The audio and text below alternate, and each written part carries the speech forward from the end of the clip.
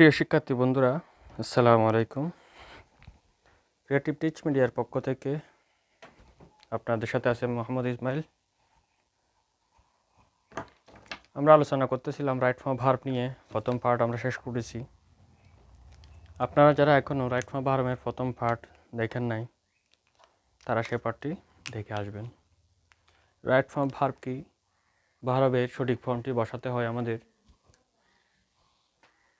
এটা হচ্ছে right form verb. তাহলে আমরা আগের ক্লাসে 3টা রুলস দেখেছিলাম।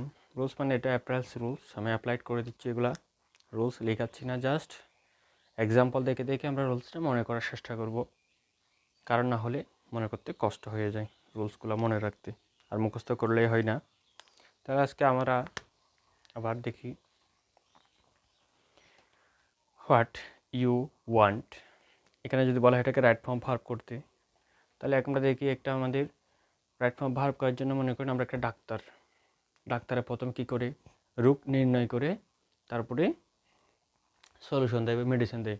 তদ্রুপ আমরা ডাক্তার হিসেবে আমরা হচ্ছে কি রাইট ফর্ম ভার্বে ডাক্তার। আমরা রাইট ফর্ম ভার্ব করব। আগে আমাদেরকে কি প্রবলেমটা আইডেন্টিফাই করতে হবে।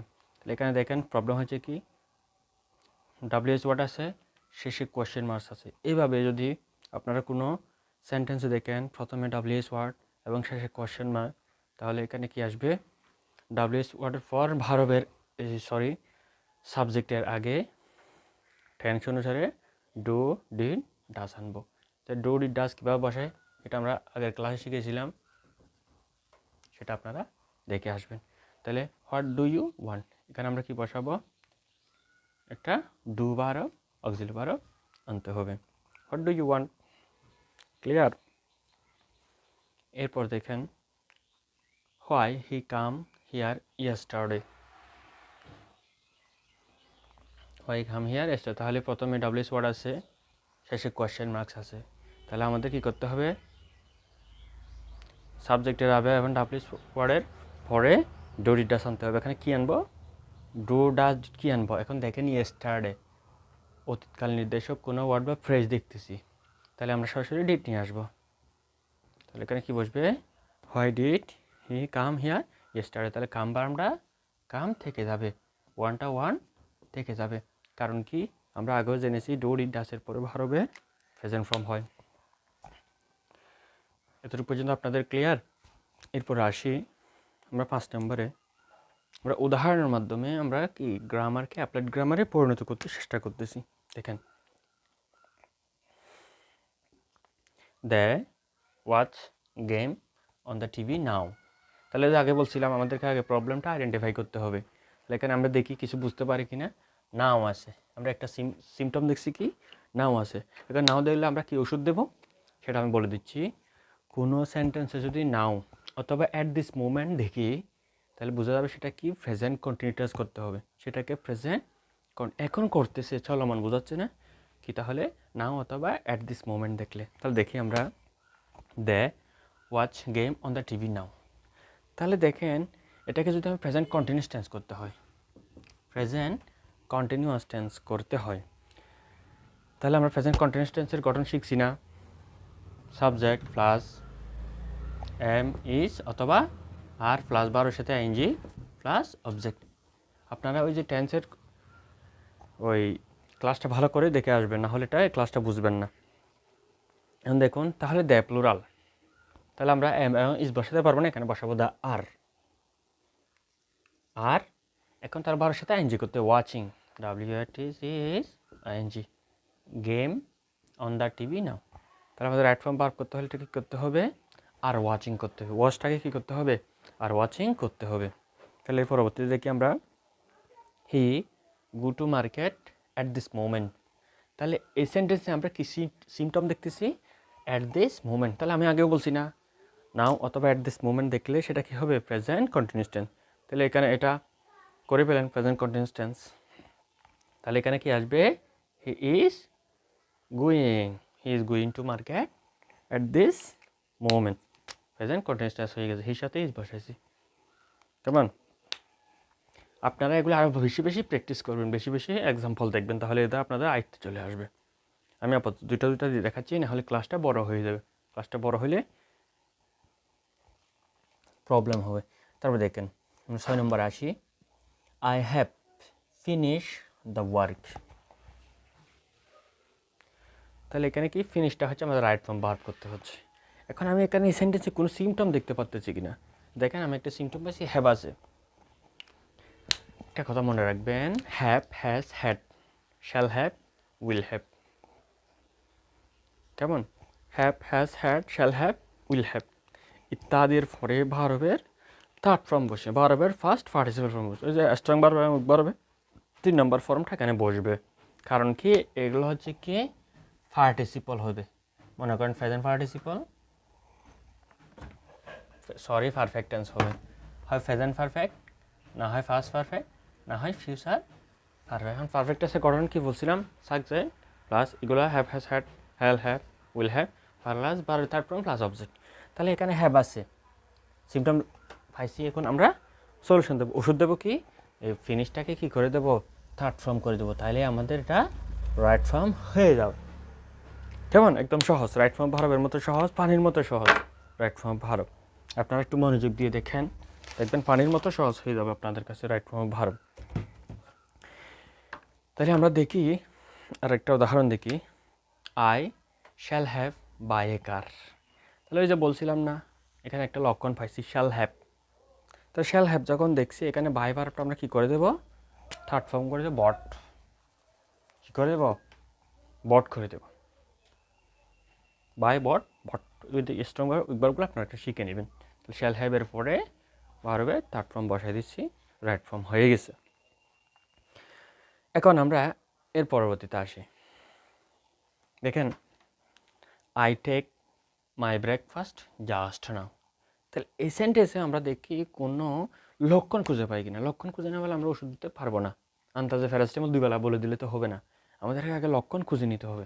তাহলে এখানে লক্ষণ আমি খুঁজে পাচ্ছি কি, জাস্ট নাও। তাহলে just now, already, lately, yet, ever, presently, recently. মনে থাকবে আপনাদের, just now, already, lately, yet, ever, presently, recently ইত্যাদি থাকলে সেটা কি হবে, প্রেজেন্ট পারফেক্ট টেন্স হবে। সেটা প্রেজেন্ট পারফেক্ট টেন্স হবে। মনে থাকবে, প্রেজেন্ট পারফেক্ট টেন্স হবে। তাহলে প্রেজেন্ট পারফেক্টের গড় আমরা কি জানি, সাবজেক্ট প্লাস হ্যাভ বা has plus verb third form plus object. আপনার গঠনগুলো কিন্তু মনে রাখতে হবে। আমি আগেও বলছিলাম, ওই 12টা টেন্সের বেসিক গঠন অবশ্যই শিখতে হবে, জানতে হবে আপনার রাইট ফর্ম ভার্ব করতে হলে। তাহলে আমরা পাইছি না জাস্ট নাও, জাস্ট না দেখলে কী হবে, ভার্বে ওই যে প্রেজেন্ট সেন্টেন্সটি কী হবে, প্রেজেন্ট পারফেক্ট টেন্স। তাহলে আমরা এরকম প্রেজেন্ট পারফেক্ট করে ফেলি, আই, আইয়ের সাথে হ্যাজ তো বসবে না, হ্যাভ, আই হ্যাভ, ভার্বে third form taken my breakfast just now. Yes, understand? তাহলে আপনারা, আমি মনে করতেছি আপনারা বুঝতেছেন। একটু মনোযোগ সহকারে ক্লাসটি দেখুন। এরপরে দেখেন, ইউ সি হিম রিসেন্টলি। এই যে আমরা রিসেন্টলি একটা কি পাইছি, প্রবলেম আইডেন্টিফাই করতে পারছি। এই লক্ষণগুলো দেখলে আমরা কি মুখস্থ কী করে দেবো, সেন্টেন্সটি প্রেজেন্ট পারফেক্ট টেন্স করে দেবো। তাহলে এটা প্রেজেন্ট পারফেক্ট করেন, you have seen him recently. কেমন? তাহলে সি ভার্বটা কেন কি হয়েছে, হ্যাভ সিন, হ্যাভ টেকেন, এগুলো হচ্ছে রাইট ফর্ম ভার্ব করতেছি। নাহলে এই সেন্টেন্সটা পরিপূর্ণ হচ্ছে না, এটা রাইট ফর্ম ভার্ব হচ্ছে না। এরপর দেখেন, আই নট গো দিয়ার ইয়েট। আমি সেখানে এখনও যাইনি, ওই যে ইয়েট আছে, ইয়েট পাইছি। তাহলে এটাও কী করবো, আমরা প্রেজেন্ট পারফেক্ট টেন্স করে দেবো। তাহলে দেখেন আই নট আছে, তাহলে এখানে আমরা কী করে দেবো, আই হ্যাভ নট। নট আগেও একটা রুলস পড়ছিলাম, নট উজ্জ্ব হিসাবে ব্যবহার হতে পারে না, মানে নটের সাথে উজ্জ্ব হিসাবে হলে এক অক্সিলারি ভার্ব লাগবে, অক্সিলারি ভার্ব ছাড়া নট ব্যবহার হতে পারে না। আই হ্যাভ নট গো দিয়ার ইয়েট। এখন মনে রাখবেন, এখানে ইয়েট এবং অলরেডি, ইয়েট ব্যবহার হয় নেগেটিভ সেন্টেন্সে, ইয়েট ব্যবহার হবে নেগেটিভ সেন্টেন্সে, আর অলরেডি ব্যবহার হবে অ্যাফার্মেটিভ সেন্টেন্সে। অ্যাফার্মেটিভ সেন্টেন্সে মনে থাকবে, এই যে আই হ্যাভ নট গো দিয়ার ইয়েট, বোঝা গেছে? আর যদি এটাকে পজিটিভ করতাম, এখানে আই হ্যাভ নট, এখানে কি হয়ে যাবে, গোটা গন হয়ে যাবে, গন দেয়ার ইয়ার। তাহলে এটা যদি আমরা অলরেডি দিয়ে করতাম কী হতো, I have gone there already, অথবা already I have gone there. এটা অ্যাফার্মেটিভ হিসেবে ব্যবহার হবে, আর এটা হবে নেগেটিভ সেন্টেন্সে। এগুলো আপনারা আবারও বিস্তারিত শিখবো সামনে ইনশাআল্লাহ। তাহলে এতটুকু ক্লিয়ার। এরপরে আসি আমরা, he live home last night. তাহলে এই সেন্টেন্সে আমরা কোনো প্রবলেম আইডেন্টিফাই করতে পারছি, ডায়াগনোস করতে হবে, না হলে আমরা কি কোথায় নিয়ে যেতে হবে, ডায়াগনস্টিক সেন্টারে যেতে হবে রোগ নির্ণয় করার জন্য। ডায়াগনস্টিক সেন্টার হচ্ছে কি, এই সারগুলো আর কি, সারগুলো রোগ নির্ণয় করে দেন আপনাদেরকে। তাহলে দেখেন একসময় আপনারাও ডাক্তার হয়ে গেলে আপনারা কী করতে পারবেন, রোগ নির্ণয় করতে পারবেন। এই দেখেন লাস্ট নাইট। কোনো সেন্টেন্সে মনে রাখবেন, কোনো সেন্টেন্সে অতীতকাল নির্দেশক কোনো ওয়ার্ড বা ফ্রেজ থাকলে, অতীতকাল নির্দেশক কোনো ওয়ার্ড বা ফ্রেজ থাকলে সেখানে ভার্বটি কী হবে, ফার্স্ট ফর্ম হবে। এই যে last night, before, ago, a month ago, last year, এইভাবে অতীতকাল নির্দেশক ফ্রেজ বা ওয়ার্ড দেখলে সেটা হবে কি। তাহলে এখানে আমি যদি এটা লেফটটাকে যদি আমরা রাইট ফর্ম করতে, এটা লেফট হয়ে যাবে। এটা কি হয়ে যাবে, he left home last night. এই যে লাস্ট নাইট অতীতকাল নির্দেশক ওয়ার্ড আছে। ক্লিয়ার। তাহলে আমাদেরকে সেন্টেন্সটা ভালো করে লক্ষ্য করতে হবে, এখান থেকে আমাদের অবশ্যই প্রবলেম আইডেন্টিফাই করতে হবে। এরপর দেখেন, আই সি ইউ লং এগো। এই যে লং এগো, লং এগো অনেক আগে দেখেছি, এগুলো হচ্ছে কি অতীতকাল নির্দেশক ওয়ার্ড। তাহলে আমরা এখানে মুখস্থ কী দেব, I saw you long ago. কেমন? তাহলে আমরা ধীরে ধীরে এভাবে আগাবো ইনশাআল্লাহ। রাইট ফর্ম পারবো আপনাদেরকে ফানির মতো সোজা হয়ে যাবে। আজকের ক্লাসটা এই পর্যন্তই। সাথে থাকার জন্য ধন্যবাদ। আল্লাহ হাফেজ।